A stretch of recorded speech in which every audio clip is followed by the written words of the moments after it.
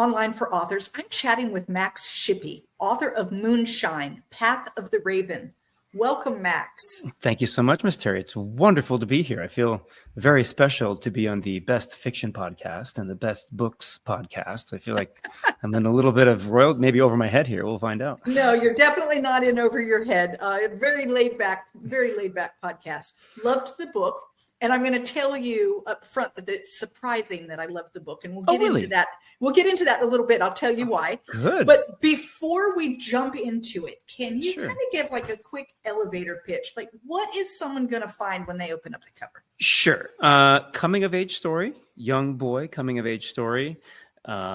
It's a little bit of a cheat code, but not, because the most truncated version that I give is a young boy and like the young black boy in like 1909 in the South discovers he's the reincarnation of King Arthur.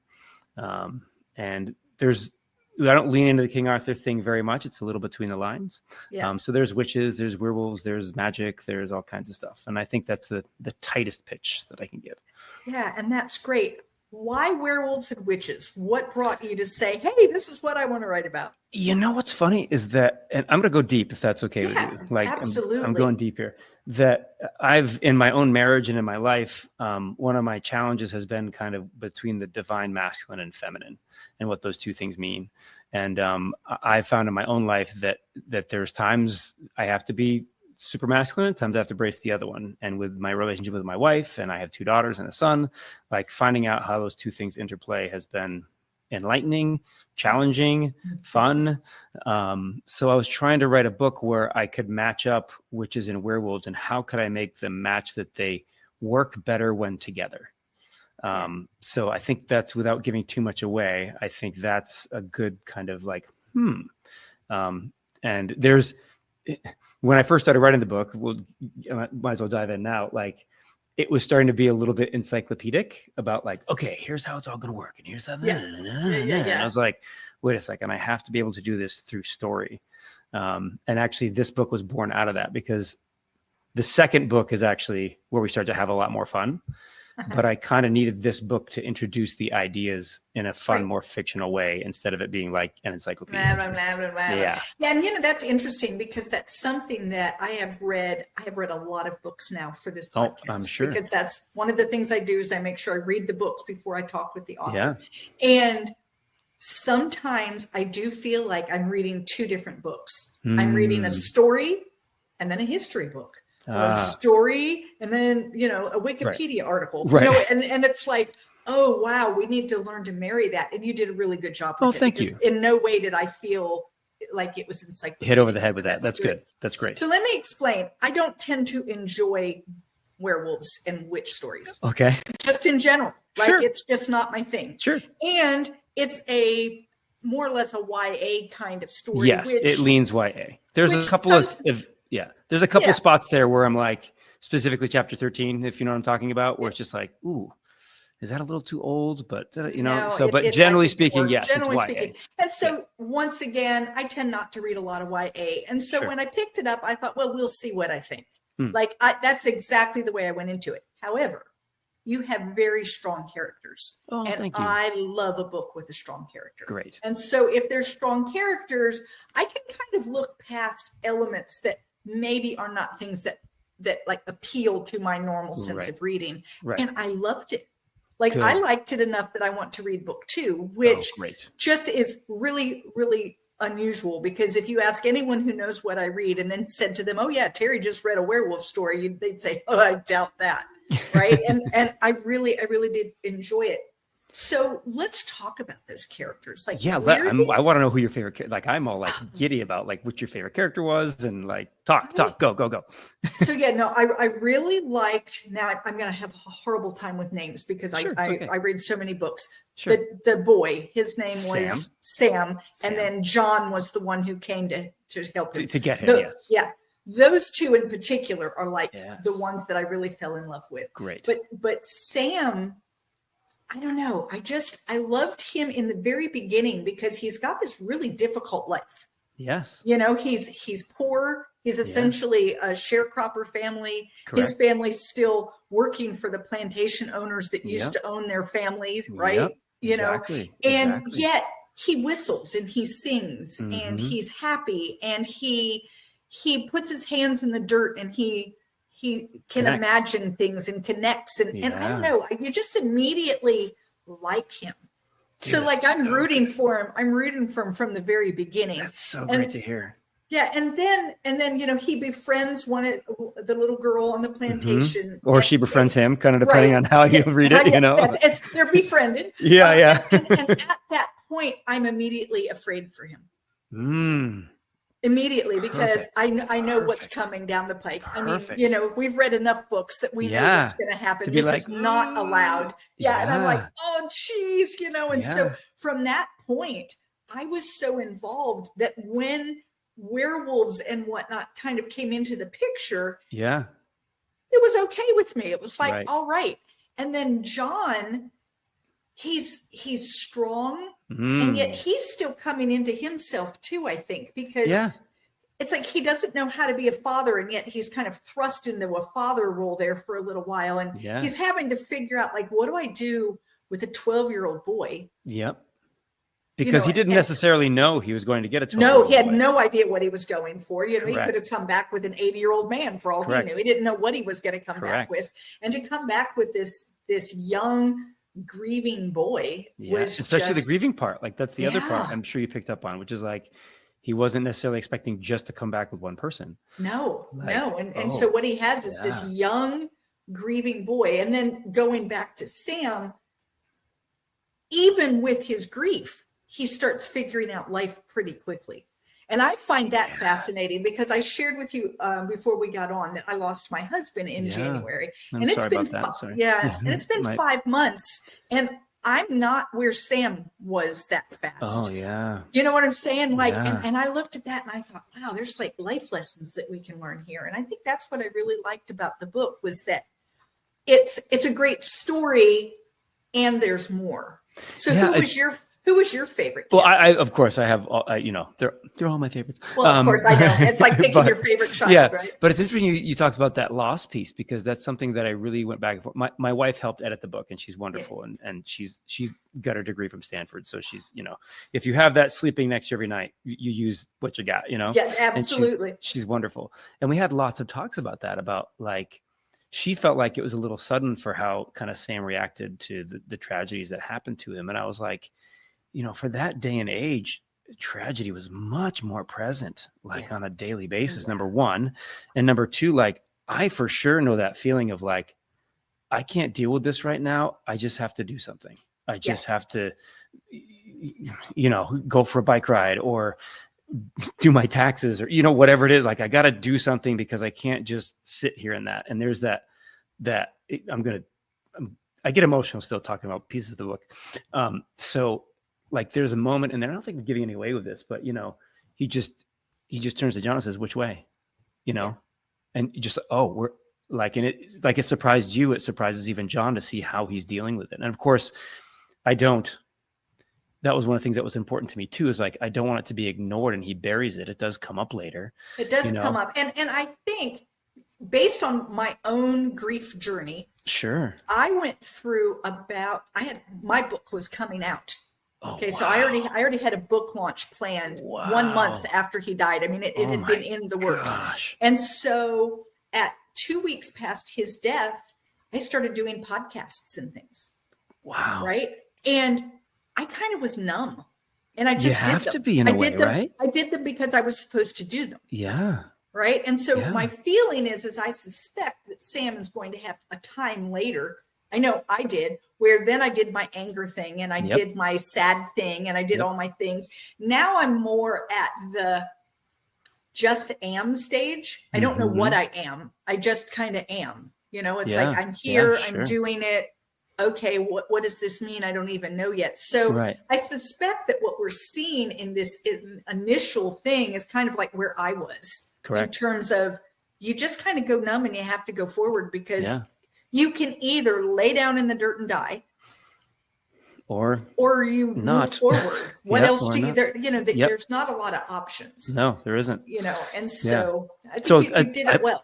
Thank you very much. I appreciate that, especially with someone who I know that my wife also had someone very close to her die when in her 20s, and the next year she got her master's degree, and she thinks it really helped her to get through that. Yeah. You know what I mean? In a way, to have something to do. But I'm going to loop back to your favorite characters here. One of my favorite characters actually is Stu.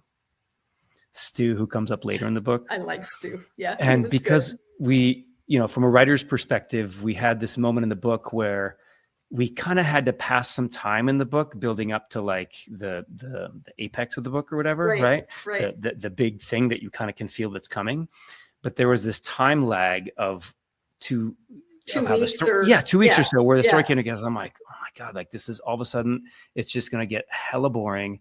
And people are going to be like, when is the thing happening? Like, oh my God, you know what I mean? Like, and I was just like kind of stressed about it. And my wife was like, he doesn't have a buddy his own age right now. Like we kind of transition from one story to another. And then when we do that transition, he doesn't have someone his own age. And I was like, oh, okay, well, let's think about that. And all of a sudden, Stu came, and it was like, I got him immediately. I didn't need to do pages and pages of exploration or think about it or journal on it. It was like, oh, I totally get this kid. And most people who read the book are like, oh yeah, I totally get that kid.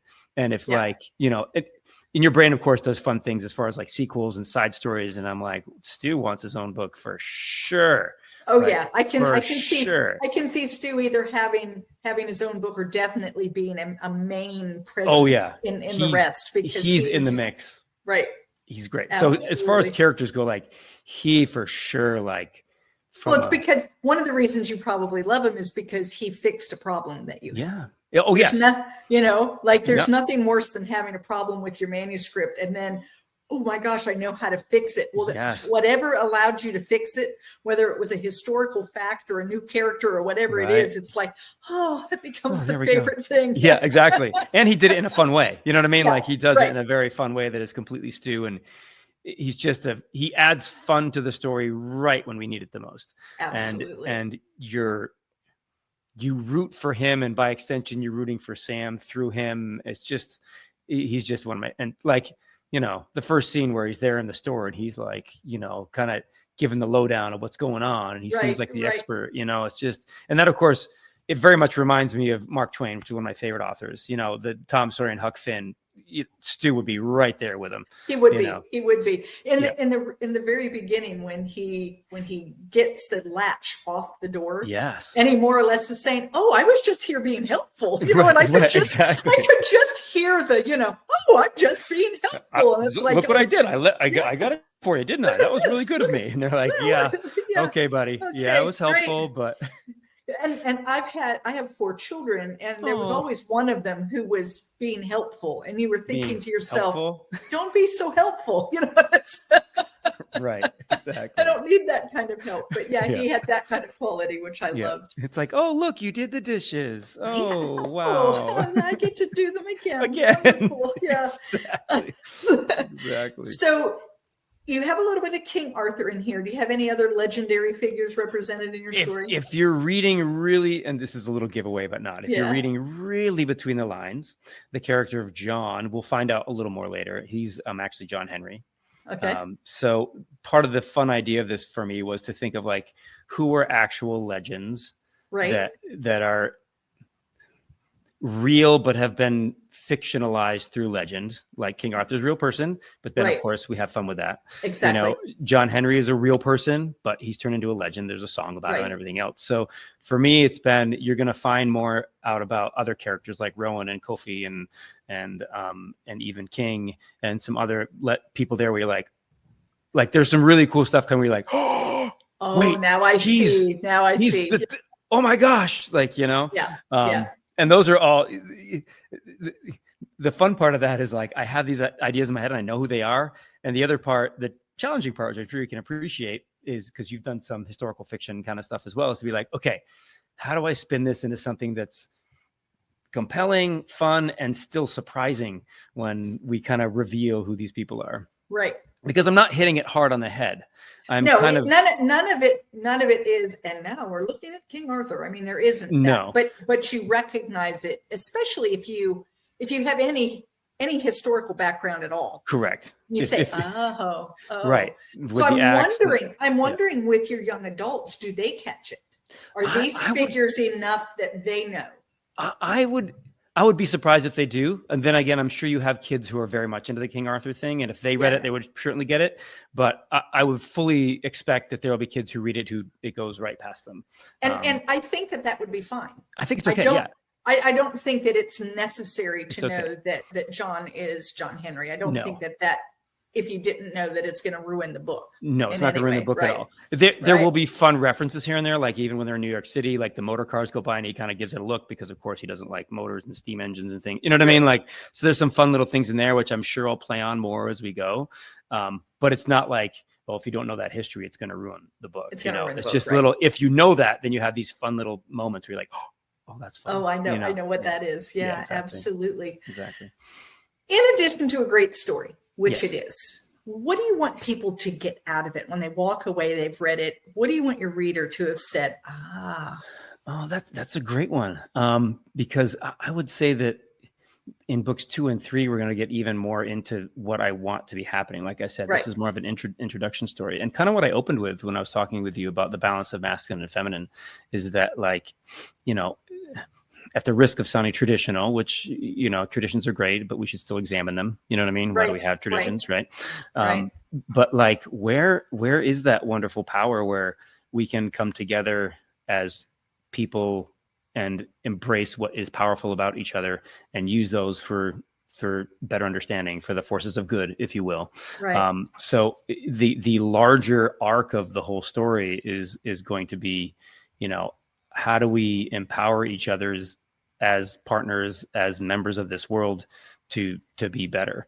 And that's the whole thing with, like I said earlier, you know, how can I match up witches and werewolves so you know, the pairing is stronger than each one separately, you know, because we no one does it alone.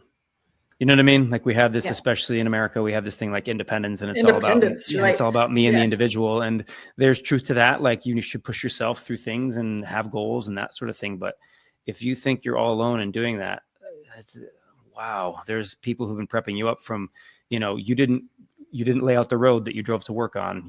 I didn't design these headphones. You didn't, like, you have people who've touched your lives. You'll never meet. And even from the very beginning, I mean, you know, you started out here as a baby in diapers and you weren't doing anything for yourself. You know, there were a lot of things that happened to get you to wherever you are today. And so, the acknowledging that is, I think it's a vital part of staying humble. Yeah. So that's independence is great. And that independent spirit is great. But what happens for a lot of people is then they forget the humility part. Yes, exactly. And then that's the downfall. Exactly. And so it's being able to remember, you know, and then like you said, there's, you know, you look at any relationship, whether it's husband and wife or brother and sister, or even neighbors or whatever, you have strengths, they have strengths. How can you work so that their strengths can make up for your weaknesses and vice versa, right? Exactly. So that's my hope for the book is underneath all this. Number one, you can read it as a really fun story.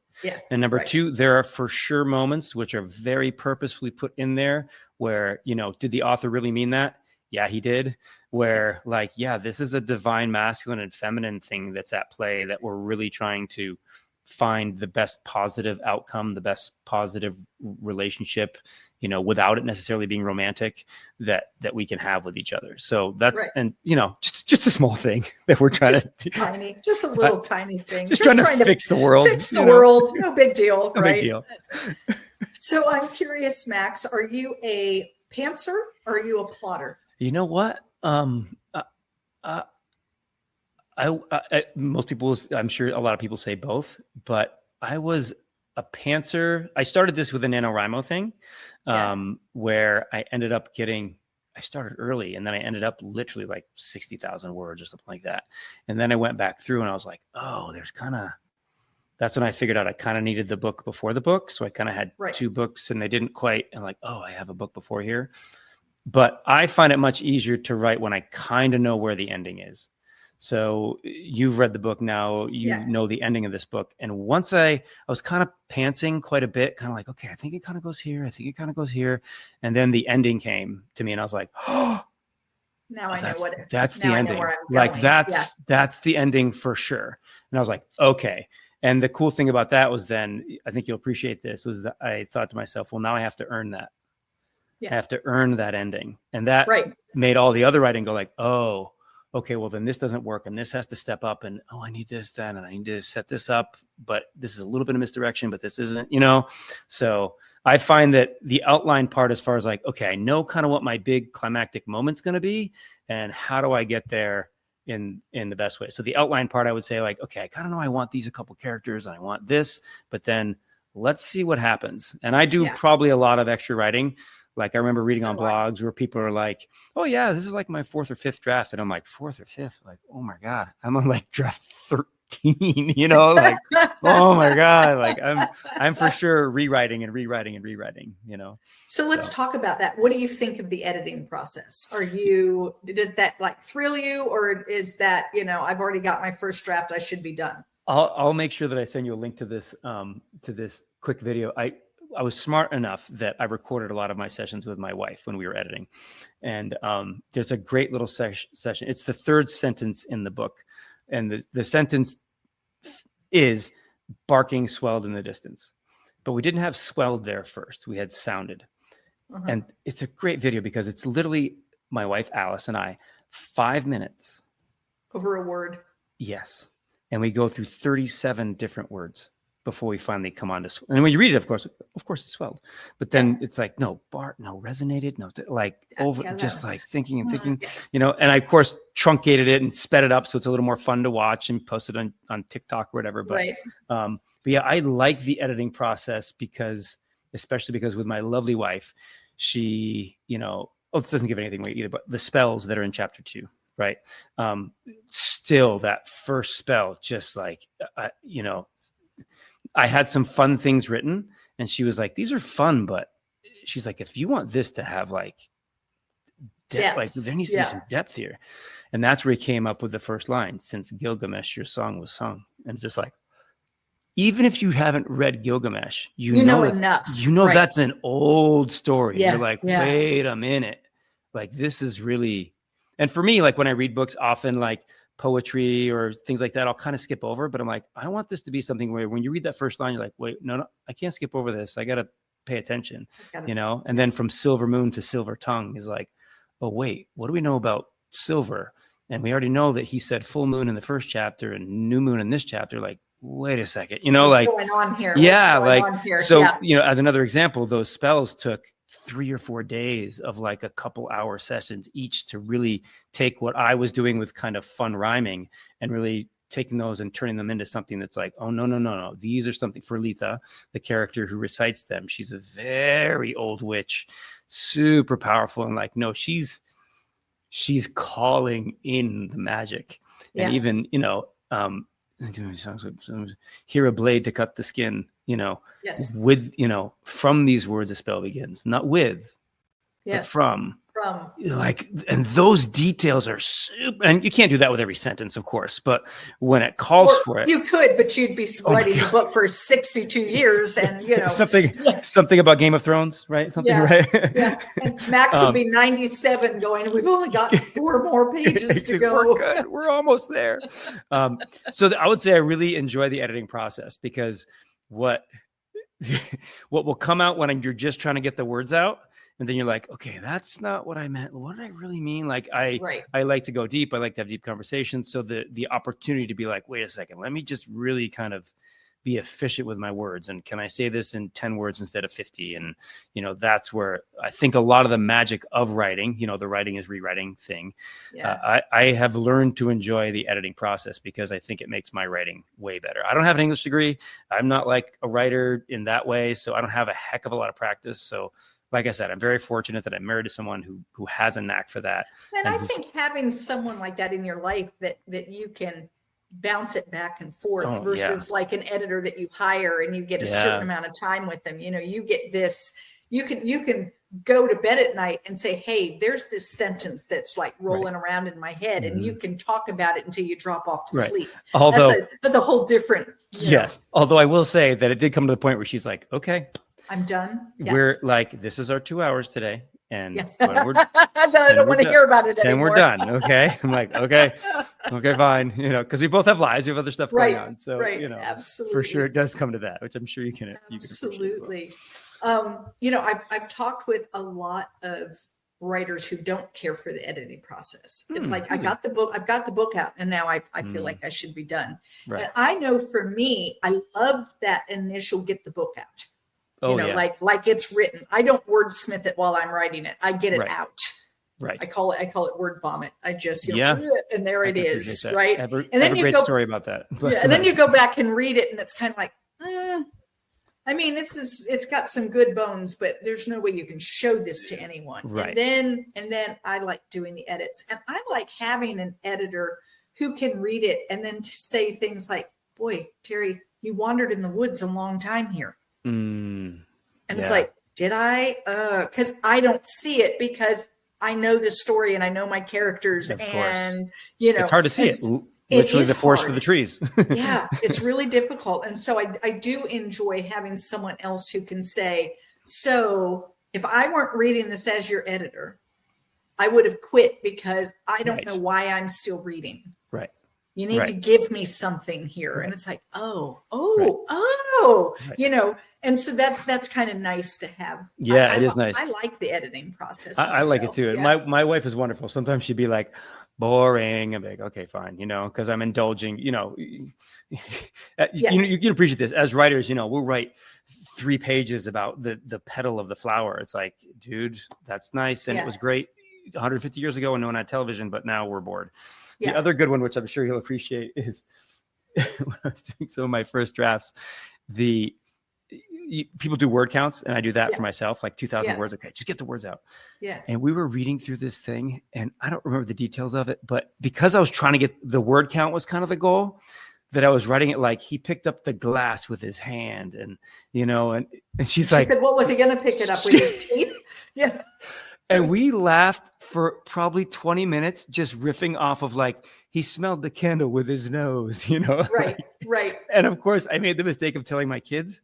And for the next 3 days, they're like, Dad, did you hear it with your ears? Like, yeah, I did. Thanks. Right. So that also made me appreciate the editing process too, where there's a time for word vomit. There's a time to I got to get these ideas out and keep the ball rolling, because it's not time for editing. And then when you come back, be like, okay, yeah, that's too much. Or wait, I need a little more there. Actually, what's that little more? Piece there? Yeah. Fantastic. So this is book 1. Yes. You've said book 2, and I think I heard you say book 3. Yeah, I think. Is it going to be a 3-part, or is it going to be longer than that? It'll be. I think in my fantasy world of me being an amazing writer and people just dying to have more story. My original plan was for 3 books, but then this one kind of showed up as like the setup for those 3. So then it's going to be 4 books. I think it'll be 4. And then within that, just like I said, the character of Stu, we've talked about him a little bit. Like, I think there's plenty of room for a little branch off, like either an additional book where we take 20 or 30 pages and tell an individual story about each character because we love them so much, or perhaps even a full book about a character or a journey, or like even in this book, there's, when Letha meets another character, Vedoma, and realizes that she knew Vedoma's grandmother. She was like, which hopefully people picked up on. I don't know if you did, but there's this sentence and she goes, oh, the river. And then she just moves on and you're like, wait. What happened at the river? Like, wait a second. Like, hold on. So there's history there, and I'm just planting these little seeds in a way that, like, if I have time and people want to hear, I'm like, oh yeah, we can go back there and tell that fun story, because Vedoma is another great character that I love. She is. I loved her. Where you're like, oh, like, yeah, like, and even a lot of people read the book like, what's up with her? You're like, I know. Like, what's up with her? And then like, I need her back. Yes, like, of course. Okay. Whoa. Yeah. And she's exactly that kind of character where you're like, oh, wait, what? She's coming back, right? Tell me she's coming back, because if she's not, I'm going to be very disappointed. I'm going to be very disappointed. Yeah. Oh, she's going to play in there for sure because of the how do I put this? Because of the talents she has, yes, and the magic she has access to, like there's going to be some really fun reasons to bring her back for sure. fantastic. For sure. So beyond the Moonshine series, do you Sure. have any other ideas in your head? Are there Oh my other God. books in there? There's are a you, million. Are you like me? Yeah. Yeah. I love the Stephen King quote that someone asked him once about his ideas and where they come from, and if he writes them down, and he said he doesn't write any of them down. He said the good ideas won't leave you alone. Right. Which was very true for this book. Like I've had this idea circulating for a long time. Right. Yeah. And I could, on any given day, I'm sure like you, I could come up with 6 ideas that would be great books, Yeah. One that I did write a screenplay as like a proof of concept at the beginning of COVID, just to kind of prove I could do it. And the basic elevator pitch for that is it's zombies on a container ship. It's a horror script, which you can't get away. You know what I mean? Yeah. So it kind of makes sense. Yeah. Yeah. The flip with that is that, I would like to, it'd be a fun exercise to flip that into a book. Yeah. Just to kind of to do that. And the thing I tried to make happen with that is that you actually end up rooting for the zombies, which is, might as well give it away. It's not a big deal, but you find out that there's women being trafficked in one of the containers on the container ship. Something happens, they turn into zombies and they kill it. So you're rooting for them to actually, right. You know what I mean? Right. So it's a little twist there. So absolutely. So that's kind of fun. The script itself, I feel like is super, super fun, and who knows if it'll ever get made. But I thought like, I could flip that into a book. That might be fun. Yeah. I have some really good ideas. I think there's one nonfiction book that won't leave me alone, and that's an idea. I love titles, and the title of that would be Proud and Ashamed, and it would be, the subtitle would be something like, being an American in the 21st century or something like that, where, not to get political, but to get political. I think that there's some wonderful things about our country. And I think there's some things that we should be very, very proud of that we've accomplished. And even on the patriarchal side, there's things that we could be proud of. But then on the matriarchal side, or on the more humble side, there are things that like, hey, we should really stop and look at this. Yeah. And I think that a lot of the interplay between a lot of our political views comes from, being too much on one side about like, everything is fine, it's all good. You're like, is it though? And then there's other people who are like, everything's trash, and you're like, and it's like, is it though? Is it though? Not right. All trash. So once again, it's almost the same idea that you're talking about, the being able to find the good in everything and be able to pull it together. So it's almost the same thing, but done in a nonfiction way. Yeah. So the idea with that would be to go through history and find things that it kind of two-sided, where, Malcolm Gladwell does this very well with a lot of his stuff, where, he'll take a historical thing and flip it on its head for you, Yeah. So it's kind of in that vein where you take a historical event, be like, isn't this great? But, and this, and then isn't this too bad? And So, I think that's really interesting. I always like being able to look at history from many angles. Yeah. In fact, when I write my historical fiction, I always try to have at least 3 points of view. Oh my gosh. And my reason for doing that is because I like to have a character who's different, who sees it differently, right. And that we as a reader then can be in that head and go, like my first book, Sunflowers Beneath the Snow, it is in Ukraine in the 1970s when it's still part of the Soviet Union. And one of the characters wants them to stay part of the Soviet Union. Because in her mind, what would we do without it? Right. I mean, they're the ones that provide the work, and they're the ones that provide. When Ukraine was freed from the Soviet Union, she cried. Everyone else is jubilant and she's crying. And I like to look at that because there were people who felt that way. Yeah. She wasn't, this isn't some made up person that, and I mean, she's made up, but I mean, it isn't that no one had those thoughts. Correct. It's just that history, we only like to look at whatever side we're looking at. Exactly. The winner gets to tell you what we all thought. Yes, it does. Right? Yes, they do. And so yes, I like that idea. So that sounds like a great book. Yeah. It's, once again, swimming in my head somewhere. Yeah, we'll see if it ever comes out. Yeah. So, hey guys, if you want to keep this conversation going, head on over to Novels and Latte Book Club on Facebook, find the post, and there you will have a chance to win a copy of Moonshine. Definitely tell us something that you liked or learned in this conversation. Max, if Yes. someone wanted to get in touch with you, talk with you about this book or other ideas that you have, how it's the best way for them to get up with you? Sure. So my website is Read Moonshine, and all my socials are the same thing. All my socials are Read Moonshine as well. Okay. So reach out. I'm on TikTok. I'm on Threads. I'm on Instagram. I need to get back on Facebook. I took a break from Facebook years ago because it was just a little much. But now I realize there's a lot of groups on there for books and the rest of it. So I'm getting back on there. I'm sure I'll be Read Moonshine on there. I actually have a Read Moonshine on YouTube.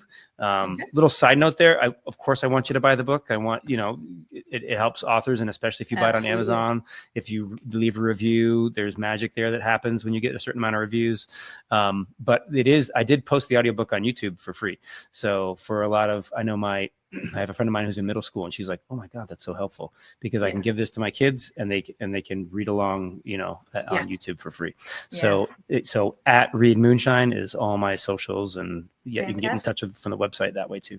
Fantastic. I'll have all that in the show notes, guys. Yay. So reach out, definitely grab a copy of Moonshine. And even if you don't buy it on Amazon, you can still review it on Amazon. So run out and make sure you do those reviews. Max, thank you so much for being with me today. This has been wonderful. Thank you so much, Terry. This has been super, super fun. Thank you. You're a great host, and I'm so glad you're doing this and highlighting authors. It's fantastic. Thank you so much. Thank you. Thank you for listening to Online for Authors, where I, Terry M. Brown, author of character-driven fiction and host of the podcast, introduce readers to characters they'd love to invite to lunch. Tune in next Tuesday for another podcast episode.